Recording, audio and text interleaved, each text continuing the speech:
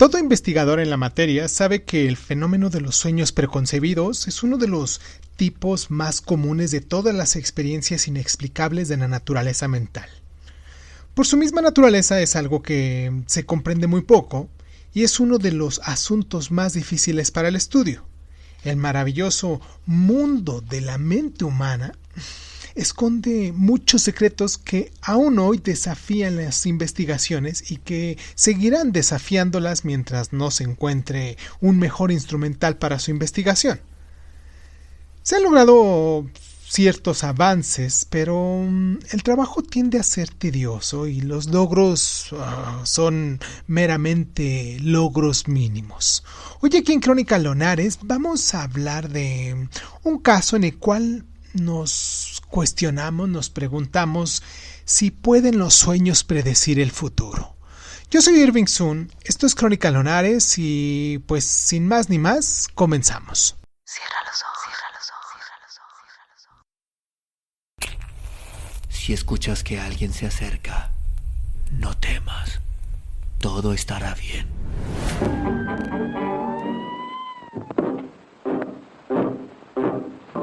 I'm going down to St. James's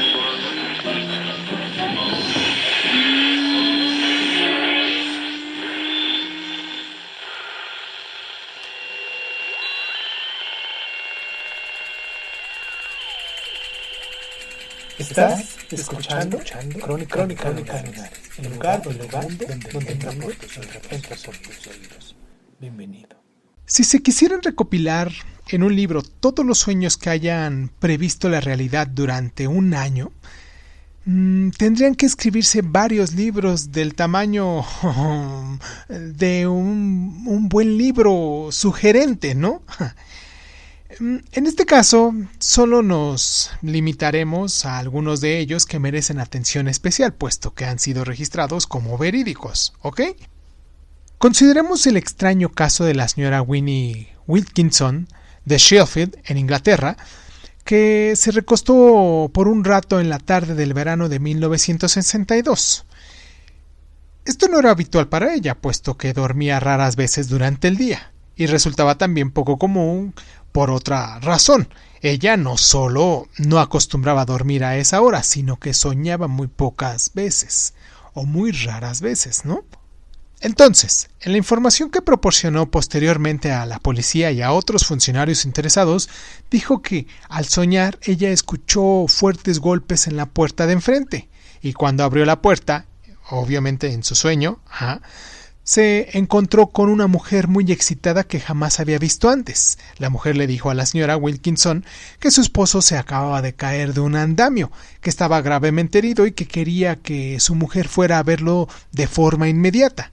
En ese momento la señora Wilkinson despertó, y aunque ella y su esposo estaban separados hace algunos 6 meses y estaban considerando el divorcio, ella se sintió muy perturbada por el extraño sueño, miró su reloj, eran las 3:12 de la tarde, telefonió al lugar donde trabajaba su esposo y le informó que no había habido ningún tipo de incidente. Al día siguiente, a las 3:12 de la tarde, hora exacta, Gordon Wilkinson se mató cayendo del andamio en el que estaba trabajando cuando éste se derrumbó de repente. Extraño, ¿no? Otro caso, en la primavera de 1915, el eminente conferencionista británico llamado E.B.S. Holsbourne regresaba de una serie de conferencias exitosas por los Estados Unidos.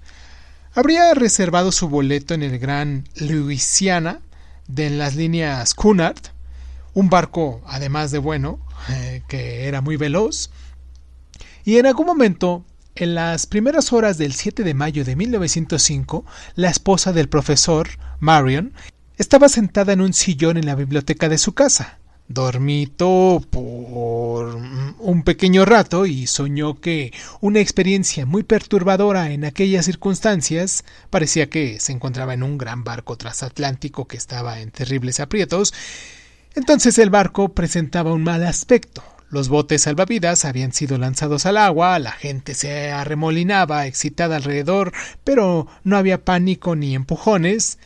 La señora Osborne se encontraba aparentemente en la cubierta superior de este barco que se estaba hundiendo, y cuando el joven oficial se acercó a ella le preguntó dónde se encontraba su esposo. El oficial le contestó que su esposo acababa de abandonar el barco en uno de los botes salvavidas. En ese momento se volvió a encontrar bruscamente de vuelta en la biblioteca de su casa, bien despierta y muy preocupada. Durante el desayuno discutió el sueño con su familia y todos obviamente sonrieron. Simplemente otra pesadilla, le dijeron. Unas horas más tarde cambiaron de opinión cuando recibió la noticia de que Luisiana había sido hundido por un submarino alemán cerca de la costa irlandesa y que se había registrado grandes pérdidas de vidas humanas. El profesor Osborne, supieron más tarde, había ayudado a muchos a ponerse los chalecos salvavidas y a subir en los botes antes de que él mismo subiera en uno de ellos. El profesor era un superviviente. Al escuchar entonces la descripción que le hizo su mujer al joven oficial que ella había visto en un sueño, él pudo identificarlo fácilmente como el que había ordenado subir al bote salvavidas. Hablemos de otro caso atípico, ¿ok? La reparadora de zapatos Joseph Amer se encontraba en un ruinoso barrio de Indianápolis en que los precios tenían gran importancia. Joe trabajaba y simpatizaba bien con la gente. Era un pequeño hombre tranquilo y amable que estaba dispuesto a hacer un favor a alguien, y todo el mundo era amable con Joe. Su mujer Ruth y su hijo Oscar, que se habían graduado con honores en la escuela secundaria y era un atleta sobresaliente del que su padre se sentía muy orgulloso. Todo iba bien para la familia hasta aquella tarde caliente y sofocante del 7 de agosto de 1962. Así lo dicen los datos, Ese día, el sirio, de 67 años, no llegó a casa a comer como era su costumbre. Su mujer despertó bruscamente de una breve siesta durante la cual tuvo una terrible pesadilla. Ella dijo a la policía más tarde que había visto a su esposo luchando con un hombre que repentinamente había esgrimido un martillo antes de huir del taller de su esposo. La señora Amer despertó y miró su reloj. Su esposo se había retrasado demasiado para su comida, pero pensó que posiblemente se había quedado para terminar algún trabajo urgente, como con frecuencia lo hacía. Ella entonces decidió esperar otra media hora para poder apartar el alarmante sueño de su mente. Después puso algo de comida en una canastilla y se apresuró hacia el taller, que se encontraba a solo unas cuantas cuadras de su casa. La puerta estaba abierta de par en par, lo que no resultaba extraño con el calor que hacía en ese momento. En el piso al lado del mostrador se encontraba el cuerpo de Joe Amer. Sus manos estaban amarradas a su espalda con un cordón con el que cosía todos los zapatos y después lo habían golpeado brutalmente con un martillo hasta matarlo. El martillo también estaba tirado al lado del cuerpo. Faltaban unos cuantos dólares de la caja por los cuales un hombre había perdido la vida. Entonces, la policía evasivamente escuchó la descripción que dio la aturdida mujer del asesino que había visto en su sueño unas horas antes, y extrañadamente recibieron una llamada de que un hombre que respondía a la descripción proporcionada por la señora Amer había sido visto lavando la sangre de sus manos en los baños de una taberna unos minutos después del asesinato de Amer. El sujeto en cuestión no solo estaba vestido como lo había descrito la señora Amer, sino que respondía a la descripción exacta del hombre que ella había visto en su extraño sueño.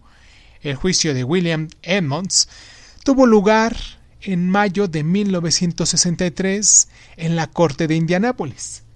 Naturalmente, el sueño de la señora Amer no podía ser admitido como prueba del testimonio, aunque había tenido gran importancia en la solución de este caso.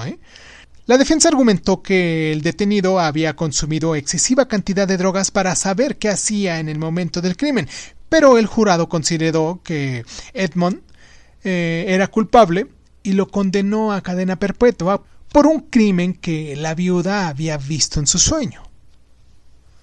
Ahora hablemos de un sueño, el sueño de la señora Ernest Traub de East Orange, de Nueva Jersey, que fue muy parecido en impacto, claro, al que tuvo la señora Hammer. En mayo de 1938, la señora Topp soñó que veía a su esposo apuñalado y muerto por un hombre de baja estatura y cabello largo que blandía un cuchillo de carnicero. El señor Topp, cocinero veterano en el restaurante del barco City of Norfolk, sonrió incrédulamente cuando su mujer le contó el sueño. Él se rehusó terminantemente a seguir su consejo de no hacer el viaje al que ya se había comprometido y dijo: «¡Tonterías!». Llamó al sueño de su esposa. La señora Topp estaba trastornada por el sueño y pidió tanto a sus familiares como a sus vecinos que la ayudaran a convencer a su esposo para que desistiera del viaje. Algunos trataron de hacerlo, pero no lograron más resultados de los que ella misma había obtenido. En su mayoría se burlaban de ella y la quisieron convencer que solo se trataba de una pesadilla como resultado de una abundante cena antes de acostarse, como muchas veces nos dicen, ¿no? Una explicación que de hecho no explica nada. Ernest Topp se embarcó en la fecha señalada, como dicen los datos, y durante la noche del 16 de mayo de 1938, mientras el barco City of Norfolk se dirigía a Londres, la señora Topp tuvo otro sueño y volvió a ver a su esposo apuñalado en un pleito con un hombre de baja estatura y largo cabello negro. Ella despertó gritando: «¡No toques el cuerpo hasta que lo puedan ver!». Su reloj señalaba las 5 de la mañana. Por la tarde de ese mismo día, ella recibió un cable enviado desde Londres, donde el barco había parado. En ese se le notificaba que su esposo había sido asesinado a puñaladas por un español llamado Chris Magurrio. El asesino había saltado por la borda y 3 hombres de la tripulación habían perdido también la vida mientras trataban de rescatarlo entre las aguas turbulentas de una tempestad que hacía al barco tambalearse. Los detalles sobre el pleito fatal que le proporcionaron algunos hombres de la tripulación convencieron a la señora Topp que se trataba de la misma escena que ella había visto en sus sueños. ¿Será o no será verdad? Estos casos son insólitos, ¿no?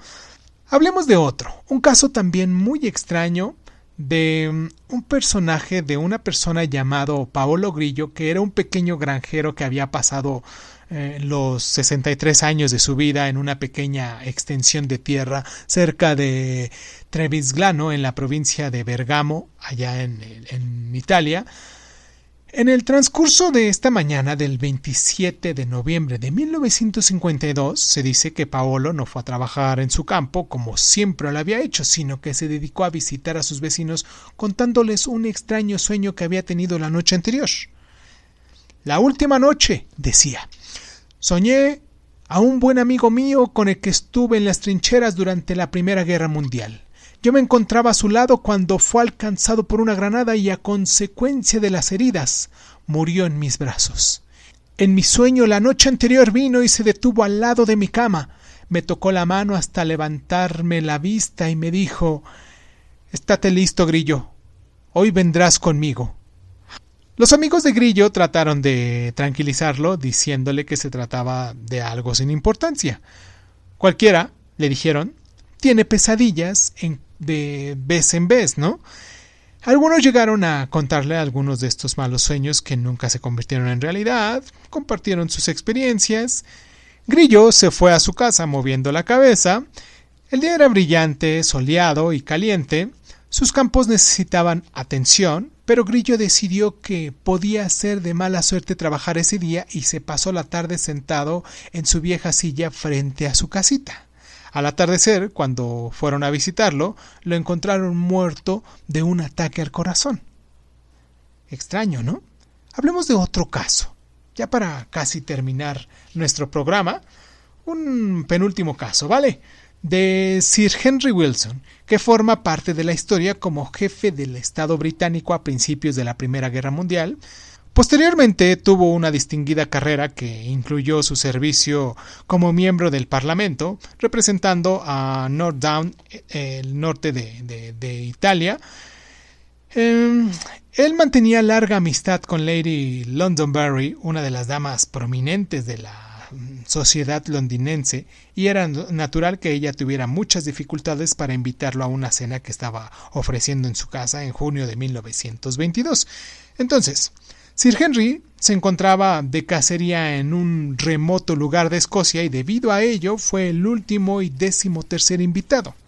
Sir Henry probablemente no se sentía molesto de ser el 13º invitado de la anfitriona si lo hubiera pensado mejor, pero ninguno de los dos era supersticioso y aunque hubiera sido mejor que en este caso si lo fueran, ¿no? Porque, bueno, durante la cena Sir Henry llevaba una ropa civil como era su costumbre y estaba de excelente humor bromeando y sonriendo, lo que no era muy común en él. La cena fue un gran éxito. Y a las 2 de la mañana la anfitriona se retiró cansada pero feliz. Esa misma noche Lady Londonderry, que soñaba muy rara vez, tuvo un sueño inolvidable y vivido. En él ella vio a Sir Henry Wilson que subía a un taxi vestido en completo con uniforme militar. Estaba solo en el asiento posterior del vehículo. Ella lo siguió en su recorrido por las calles de Londres. La mayor parte le eran familiares hasta que el taxista se detuvo frente a la residencia de Sir Henry, que Lady Londonderry inmediatamente pudo reconocer. Ahora bien, si Sir Henry bajó del auto, estiró su uniforme, pagó al conductor y se dirigió rápidamente hacia la puerta de su casa mientras el coche se alejaba. Estaba a punto de insertar la llave en la cerradura cuando 2 hombres salieron de atrás de una columna donde se habían escondido y corrieron hacia él sacando pistolas de sus amigos. Lady Londonderry intentó llamarles la atención pero no pudo emitir ningún sonido. El general oyó los pasos, pero antes de poder voltearse uno de sus atacantes disparó a quemarropa. Una mancha roja apareció entre los hombros del uniforme de Sir Henry. El general se tambaleó, se detuvo a una columna con su mano izquierda y con la otra alcanzó a sacar su corta espada ceremonial y al volcarse hacia sus atacantes, varios disparos volvieron a sonar y Sir Henry cayó en los escalones quedándose inmóvil. Los hombres armados corrieron hacia el otro extremo de la calle y Lady Londonderry despertó, bañada en sudor y gritando. Entonces su esposo llegó corriendo y la mujer, aterrada, le contó su terrible sueño. Él trató de calmarla asegurándole que no se trataba más que de un sueño que no tenía nada que ver con la realidad. Al final, para terminar con el modesto episodio, llamó para prevenir a Sir Henry, pero se le informó que el general estaba durmiendo tranquilamente. Pero Lady Londonderry no podía evitar pensar que se trataba de un testimonio que podía prevenir a Sir Henry de ser asesinado. Ella habló sobre esto con varios de sus amigos, pero todos le aconsejaron que olvidara el sueño y no molestara a Sir Henry con algo tan intrascendente. 10 días después del sueño de Lady Londonderry, que había estado discutiendo tanto, Sir Henry, debido a sus méritos militares, fue designado a develar la placa en la estación de Paddington. Y de acuerdo con la naturaleza del evento, Sir Henry apareció vestido en completo uniforme militar de gala. Después de la ceremonia, él solo tomó un taxi para regresar a su casa.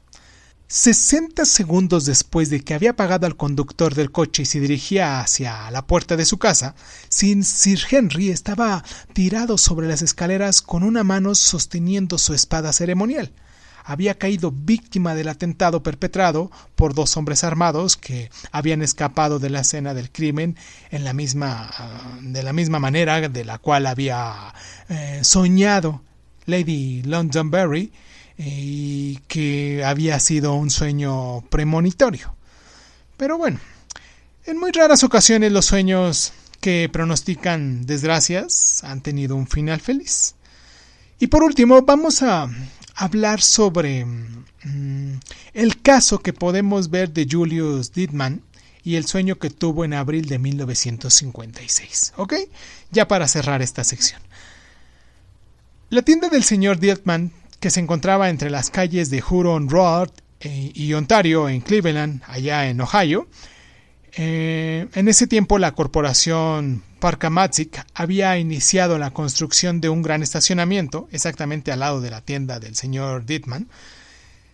Él tuvo un sueño en el que vio cómo el establecimiento de repente se derrumbaba sobre su tienda, destruyéndola completamente.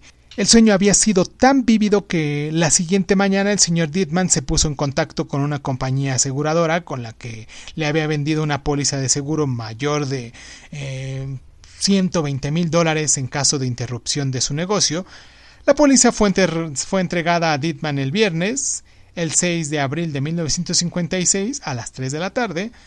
El domingo por la mañana, 7 de abril a las 7 de la mañana, el nuevo estacionamiento empezó a combarse.